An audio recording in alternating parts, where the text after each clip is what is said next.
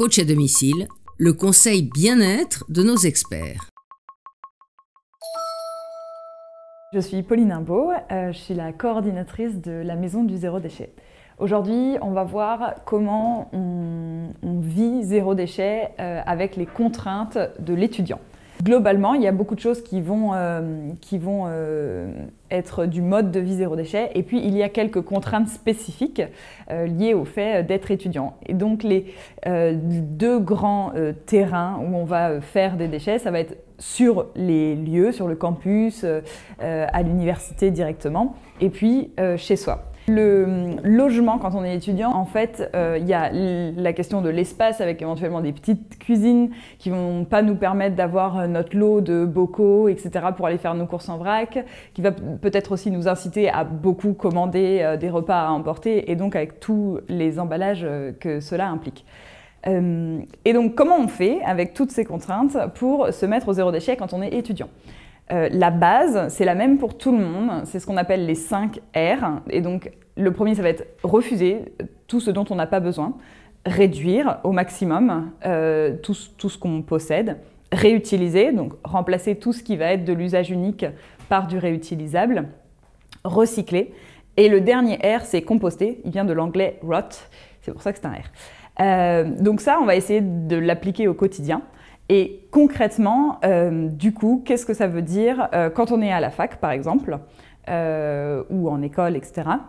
Le premier aspect, c'est sur les cours. Donc, essayer de, je sais pas, quand on rend des devoirs et que le professeur ou la professeure insiste pour que ça soit des devoirs papier, essayer de réduire au maximum, penser papier réutilisé, double recto verso, etc. Éventuellement, aussi discuter avec le prof sur l'intérêt du polycopier, est-ce que je le prends, le redonner à la fin du cycle pour qu'il soit réutilisé par les futurs étudiants.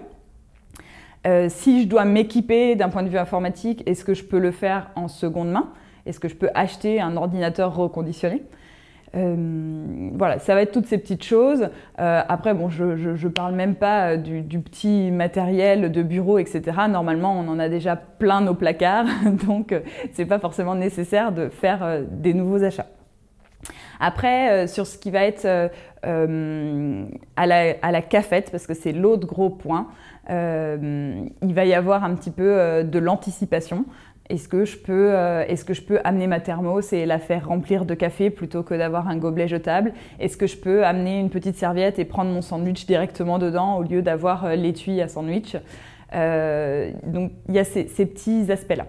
Et puis, chez soi, ça va être, je m'équipe au maximum de seconde main. Comme on change souvent de logement quand on est étudiant, on peut aussi complètement organiser des gratiférias. Donc, c'est pas à la fin de l'année scolaire, on rassemble tous les objets dont les gens se débarrassent, et au début de l'année scolaire suivante, on repropose, je sais pas, les mugs, les portes-serviettes, etc. Tout ce qu'on a chez soi et dont on n'a pas l'utilité. Donc, on les repropose au début de l'année scolaire prochaine. Et donc, ça permet un petit peu de créer un cycle et que les objets soient utilisés au maximum. Bien sûr, il y aurait aussi beaucoup à faire en tant que force politique, on va dire. Et donc, on pourrait s'engager aussi d'un point de vue associatif pour, je sais pas, mettre en place plus fréquemment. On parlait de gratiféria pour peut-être l'officialiser et le faire de manière récurrente sur le campus. Peut-être aussi porter des projets de supprimer les gobelets jetables lors des soirées étudiantes et puis avoir un lot de gobelets en plastique dur à la place. On va pouvoir aussi peut-être travailler directement avec le SELF ou l'administration pour mettre en place d'autres projets du style, je sais pas, mettre en place un compost commun, par exemple. Voilà, c'est un petit peu toutes ces petites choses qui vont pouvoir permettre à chaque étudiant de réduire ses déchets. À bientôt sur le HuffPost.